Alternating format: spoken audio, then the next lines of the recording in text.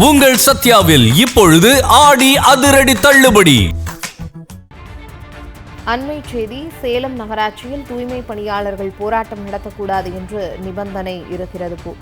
தூய்மை பணியாளர்களிடம் பத்திரத்தில் கையெழுத்து வாங்கிக் கொண்டு பணியில் அமர்த்தும் அவலம் அரங்கேறியிருக்கிறது.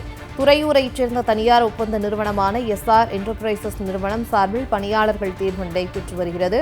₹100 பத்திரத்தில் பணி நிரந்தரம், ESI, PF உள்ளிட்ட எந்த சலுகையும் கேட்கக்கூடாது என்று கையெழுத்து வாங்குவதாக புகார் எழுந்துள்ளது.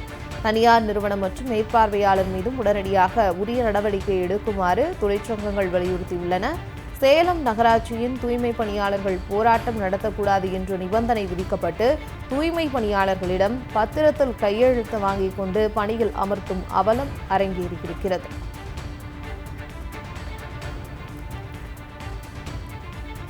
துறையூரைச் சேர்ந்த தனியார் ஒப்பந்த நிறுவனமான SR என்டர்பிரைசஸ் நிறுவனம் சார்பில் பணியாளர்கள் தேர்வு நடைபெற்று வருகிறது. இதில்தான் இந்த அவலம் அரங்கேறி இருப்பதாக தகவல் கிடைத்துள்ளது.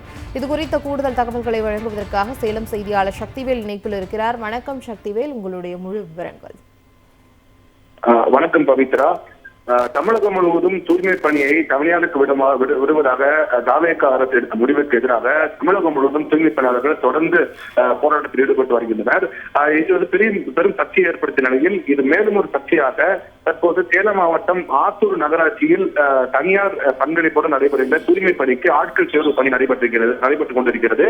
இந்த தனியார் நிறுவனம் அந்த பணியில் சேர்வதற்காக தூய்மை பணியாளரிடம் ₹100 பத்திரத்தில் எழுதி வாங்கிக் கொண்டு அதை அந்த பணியை சேர்த்து சர்ச்சை ஏற்படுத்தியிருக்கிறது.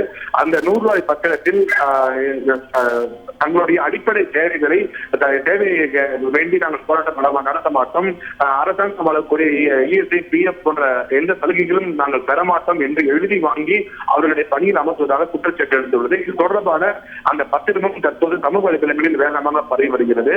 இந்த நிறுவனத்தைச் சேர்ந்த மேற்பார்வையாளர் அருண் ஏற்கனவே பல்வேறு குற்றச்சாட்டுகளுக்குள்ளார். குறிப்பாக தூய்மை பணியாளர் பணிக்கு வரக்கூடிய பெண்களிடம் தகாத முறை நடந்து கொள்வதாக ஏற்கனவே அவர் மீது குற்றச்சாட்டு எழுந்த நிலையில் தற்போது அந்த மேற்பார்வையாளர் அருண் என்பவர் இது போன்ற ₹100 பத்திரத்தில் தூய்மை பணியாளர்களை எழுதி வாங்கி கொண்டு பணியில் அமர்த்துவது பெரும் சர்ச்சையை ஏற்படுத்தியிருக்கிறது.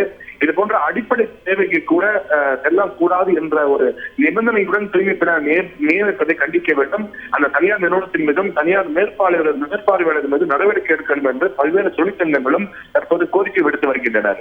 ₹100 பத்திரத்தில் பல்வேறு நிபந்தனைகள் உட்பட சேர்த்து கையெழுத்து வாங்கி பணிகள் அமர்த்துவதாக தகவல் கிடைத்துள்ளது. இது கண்டிக்கத்தக்கது என்று தகவல்களை வழங்கியமைக்கு நன்றி சக்திவேல்.